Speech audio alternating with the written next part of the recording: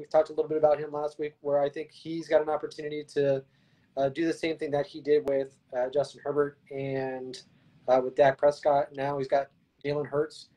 Can they keep the locker room together? There's also some rumors that Jason Kelsey just might not be done, depending on these coaching hires and who they bring back in the building.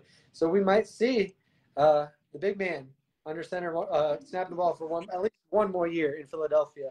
I think the big name that we kind of were shocked by, or at least kind of surprised by with what was going on with him, was the hiring of Cliff Kingsbury, going down to Washington when 48 hours earlier he had just been hired, or at least announced, as the Las Vegas Raiders offense coordinator.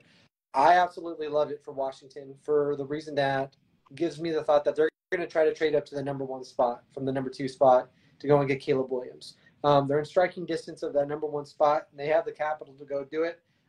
You've got new head coach Dennis Allen. No, not Dennis Allen. Dan Quinn. Yep. And Quinn down there, who's got some pedigree of knowing what it takes to build a team to win a Super Bowl. Do they go out and get their franchise guy?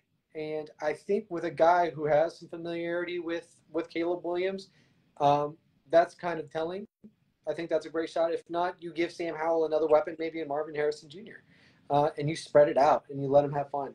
The Bucs, I was kind of surprised with their hire, honestly. I know that Liam Cohen was somewhere in the middle of the pack of their list, but looking at what he did with the Los Angeles Rams and winning a Super Bowl with Matt Stafford, and then going back to Kentucky and averaging 30 points this year. Kentucky was on the doorstep of playing in the SEC championship this year. It gives me some hope that we're going to continue to see the Bucs being an explosive offense next year. The question is can they retool their offensive line and fix the right side